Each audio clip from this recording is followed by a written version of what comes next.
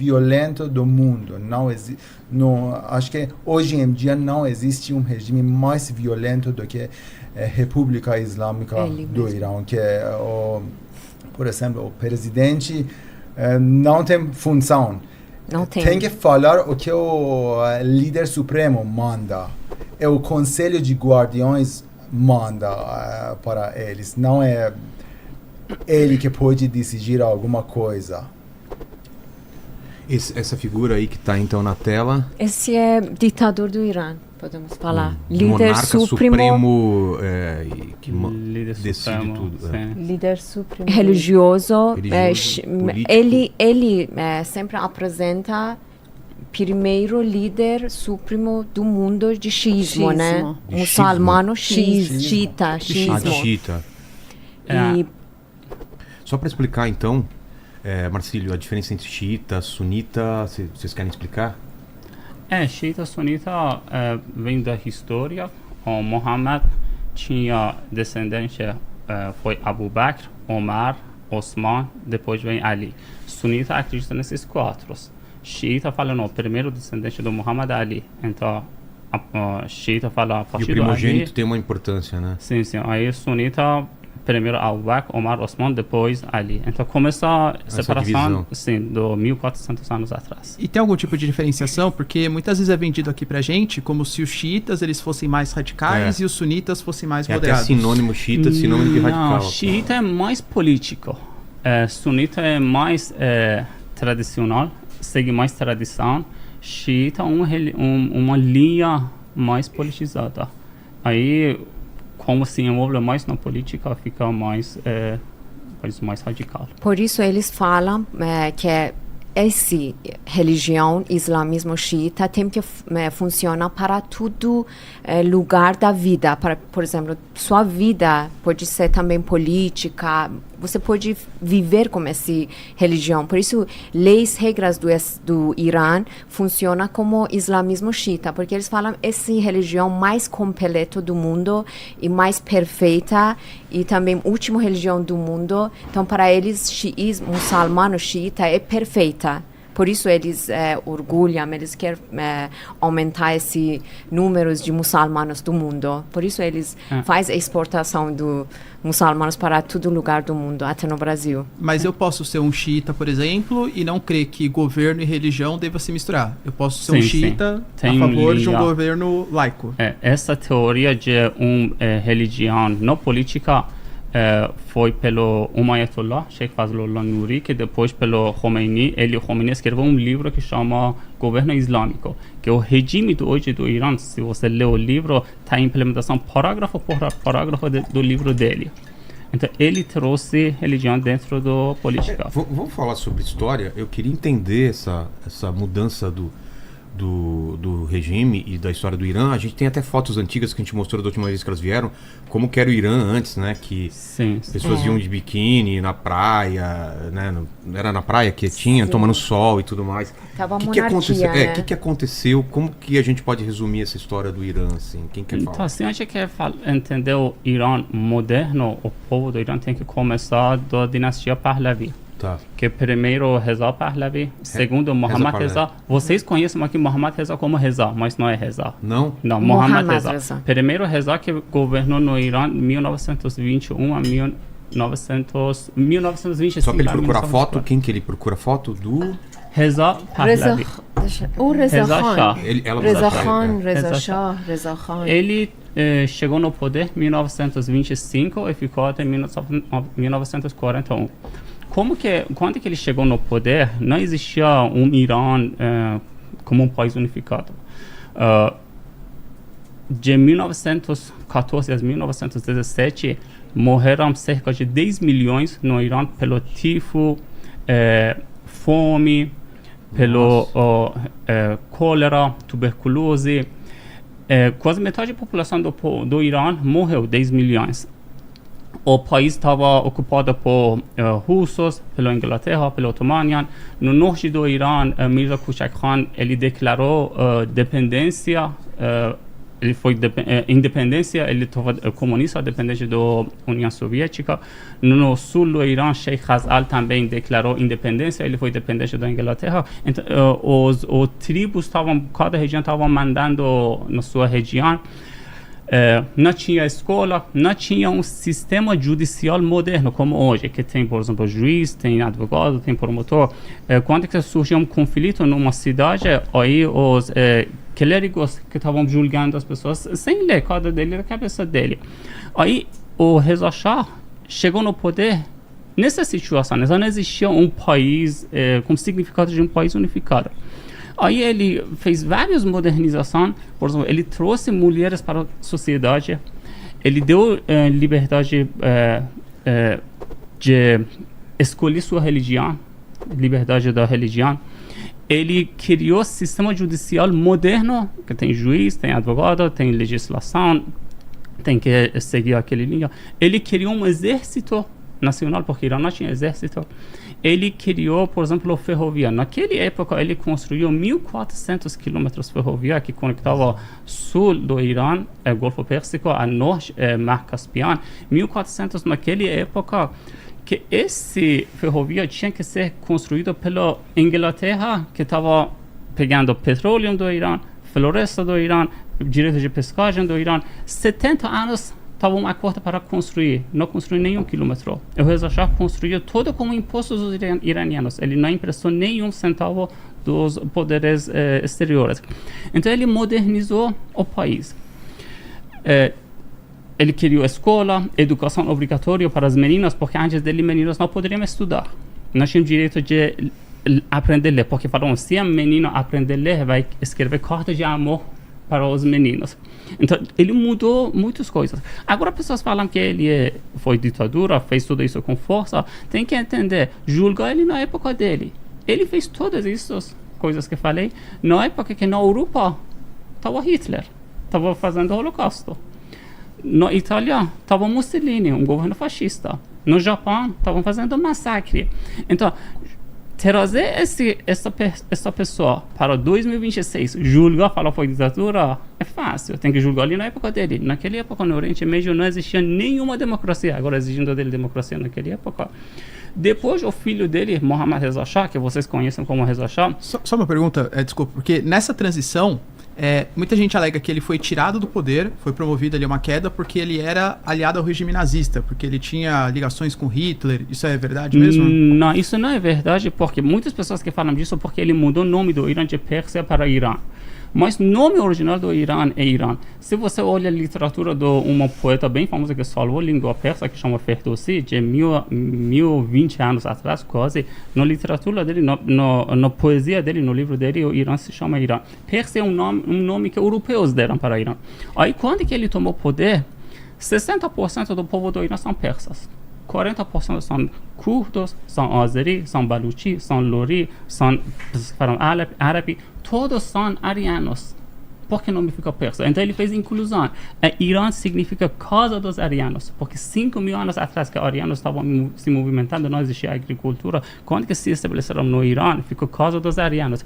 Aí ele mudou o nome do país, do Pérsia para Irã, que foi o nome antigo, para fazer essa inclusão. Aí eles falaram, ele está fazendo simpatia com Hitler. Não é verdade, porque só na França, no consulado do Irã, na embaixada do Irã no Paris, o regime do Irã salvou 3.000 judeus, dando passaporte iraniano para eles, aí declarava que era ariano, aí Hitler não mandava para o campo de concentração. Então, como a simpatia vai ajudar a salvar a vida dos judeus? Só porque a esquerda que fala, conta a história assim, porque ele mudou o nome para Irã. Aí pessoas falam que ele foi ditadura. Eu tenho dois argumentos para falar que ele não é ditadura. Que a ditadura não renuncia. Ditadura ou morre até ficar até fim, morre por o povo matar ele, ou com força vai ser removido. Quando que no Segunda Guerra Mundial, Irã se declarou um país neutro. Eu não vou me envolver nem do lado de Hitler, nem do lado da Inglaterra, Rússia. Só que a Inglaterra queria mandar recursos, forças para a União Soviética, pelo Golfo Pérsico, tem que atravessar Irã, usar essa ferrovia. Aí, como ele se declarou um país neutro, falou, não usa a minha terra. Também um argumento que a esquerda fala que ele foi a favor do Hitler, mas não, porque ele declarou neutro. Aí a Inglaterra começou a atacar do norte, Rússia do sul, Rússia pelo norte. Então vamos acabando com o país. Todos hospitais, universidades, estradas, coisas que ele construiu, estavam destruindo, atacando. Aí ele falou, tá bom, o que faço? A Inglaterra falou, tem que sair do país. Aí ele renunciou, saiu para salvar as coisas que ele fez. Salvar seu povo, salvar seu país. Um ditador não faz isso. Aí ele foi pela Inglaterra, foi para exílio. Primeiro queria mandar para a Índia, depois para Chile. E no final mandaram para a África do Sul. Ele morreu lá. Então ele não foi ditador. Depois veio o filho dele. O filho dele naquela época tinha, acho que 23 anos. Ele queria sair com o pai, 21 anos. Aí ele falou, não, você tem que ficar para continuar o progresso, o trabalho que a gente estava fazendo aí ficou. Então a transição foi que ele saiu para salvar o país. Aí o filho dele continuou o progresso, eu falo o progresso dele em 3 eixos fundamentais. Um militar, porque ele viu o que aconteceu com o pai dele, então ele fez um exército muito forte. Quando que ele saiu aconteceu a Revolução, em 1979, no 1978, pelos alguns rankings, o exército do Irã estava no 5º no mundo. Foi aliado mais forte dos Estados Unidos no Oriente Médio. Então, um aspecto, ele investiu muito no exército do Irã. Outro, economia. Quando que o Mohammad Reza Shah chegou no poder, o ranking do GDP do Irã no mundo foi 30 a 33. Quando que ele saiu pela Revolução Islâmica, estava 18. Na década 60, 70, o GDP do Irã, em média, por ano, foi 9% aumento. Então, ele investiu muito na indústria, no progresso econômico do país. Também ele investiu muito na democracia. As mulheres no Irã receberam direito de voto mais cedo que mulheres na Suíça. Ele trouxe mais mulheres para ter uma vida social, entrar na sociedade, não ficar só na casa. Ele criou muitas universidades, mandou muitas pessoas fora do Irã para estudar, depois voltar para o Irã, como professor. Então, ele investiu muito na parte da cultura, ele valorizava muito a cultura do Irã, cultura persa. Por exemplo, uma coisa que Atatürk na Turquia fez, porque foi ao mesmo tempo de Reza Shah, Atatürk modernizou. Reza Shah também modernizou. Só que Atatürk cortou a ligação do povo do país com a história deles. Ele até mudou a letra. Se você dá um livro da Turquia de 500 anos atrás para uma pessoa turca, não pode ler, porque o alfabeto mudou.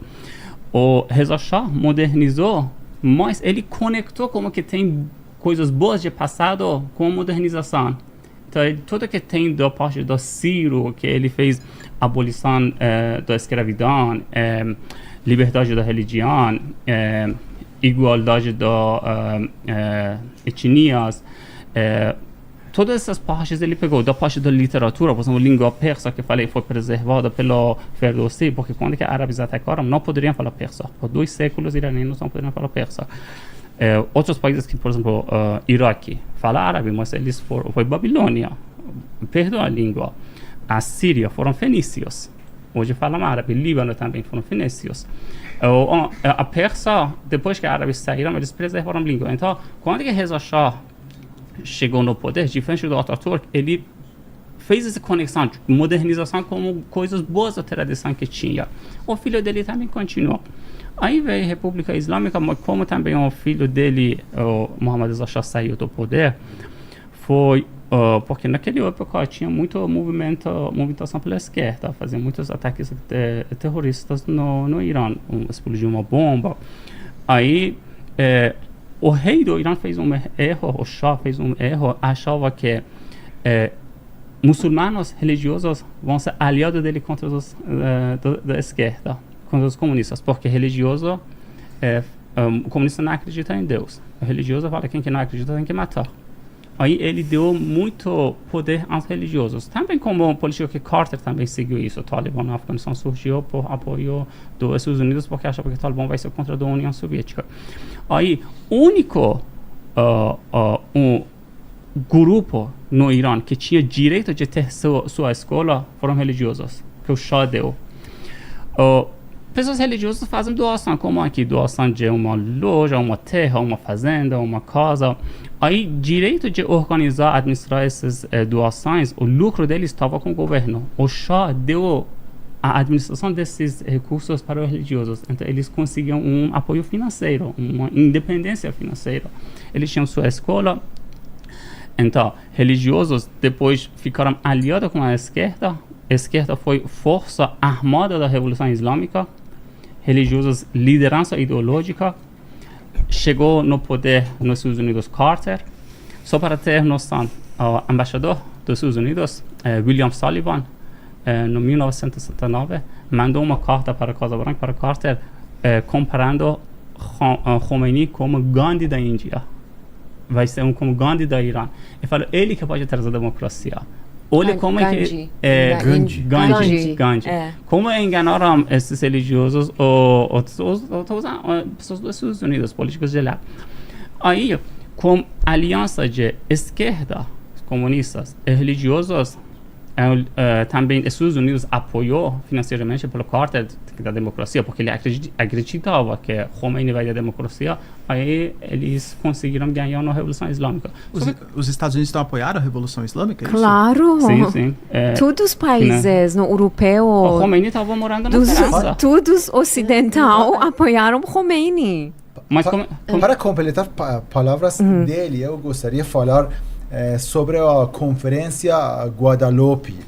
Essa conferência foi realizada em janeiro de 1979, dia 4 a dia 7 de janeiro.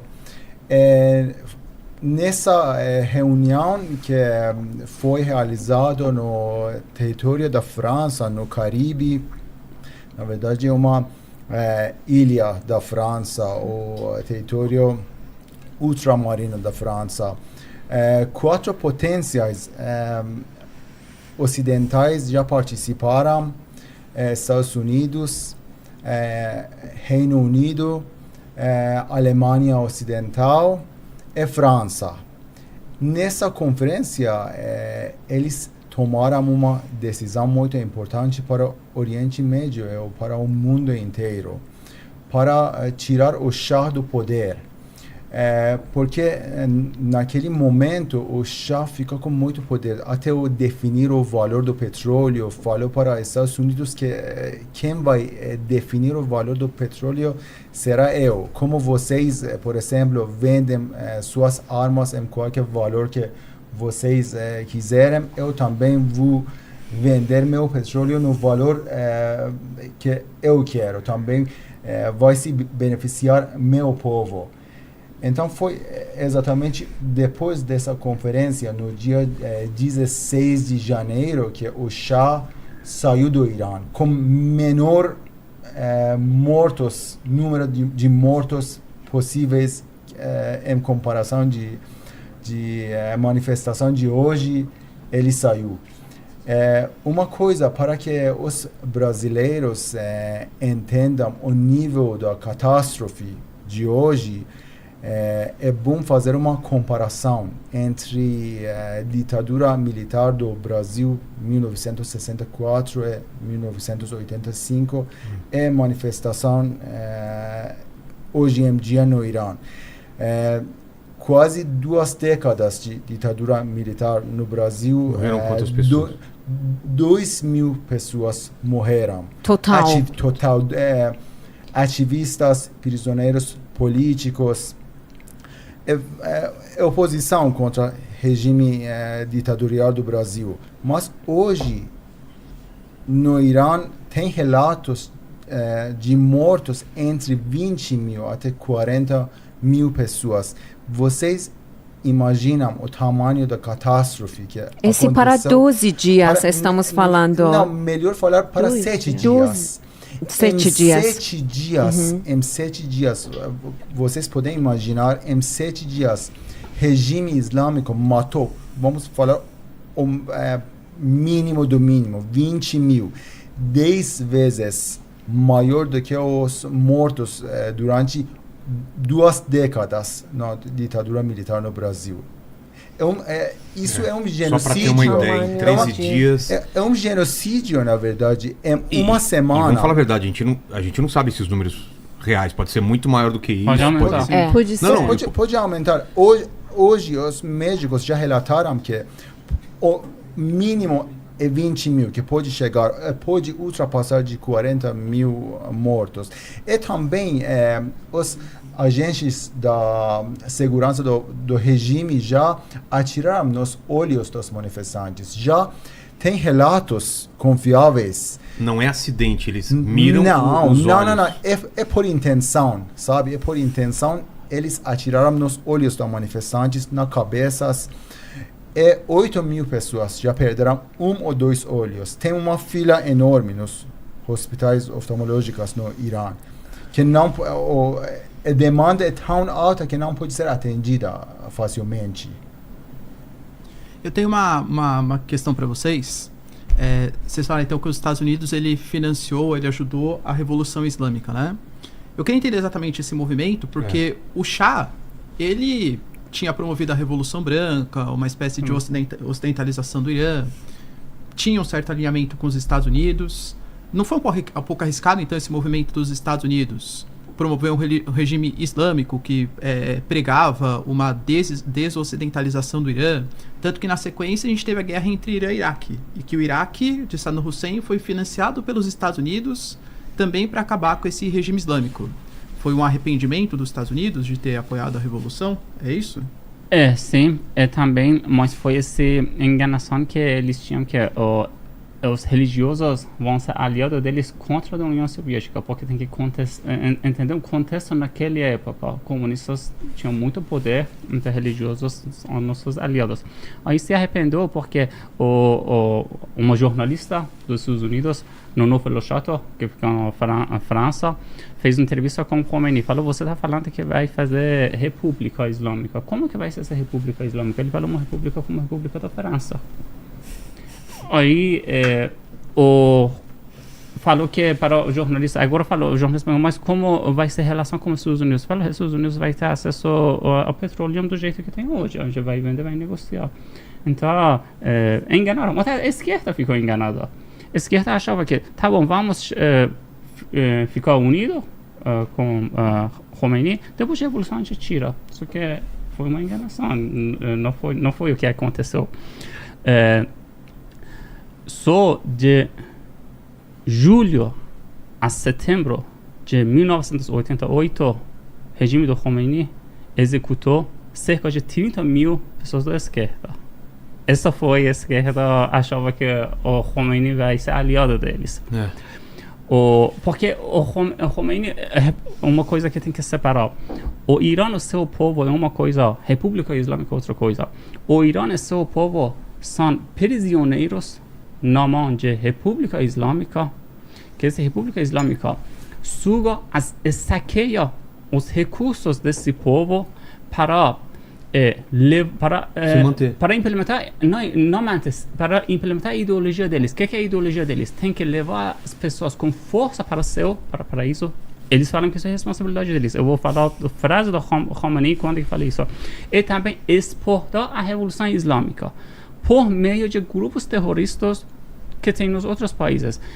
Regime do Irã hoje financia Hezbollah no Líbano, Hamas no faixa de Gaza, Hashad al-Shabi e Kataib no Iraque, Houthis e Ansarallah no Yemen, Brigadas al-Ashtar no Bahrein, Fatimiyun no Afeganistão, Zainabiyun no Paquistão e fora do Oriente Médio, no Sudão e Venezuela. É uma técnica de você guerrear sem falar que é o Irã, né?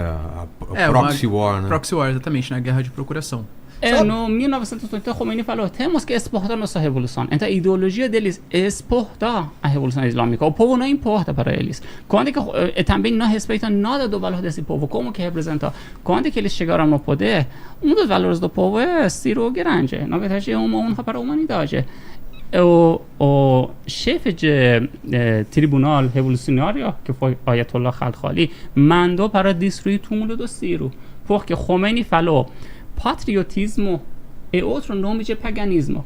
E paganismo tem pena de morte. Depois disso, eles executaram centenas de generais e coronéis do exército, porque eles estão seguindo o patriotismo. O Ciro é um símbolo de patriotismo. Ayatollah Khalkhali sugeriu mudar o nome do Golfo Pérsico para Golfo Islâmico, porque o Golfo Pérsico é uma coisa de patriotismo. Você ainda não se inscreveu, deu like e ativou o sininho? Você tá louco?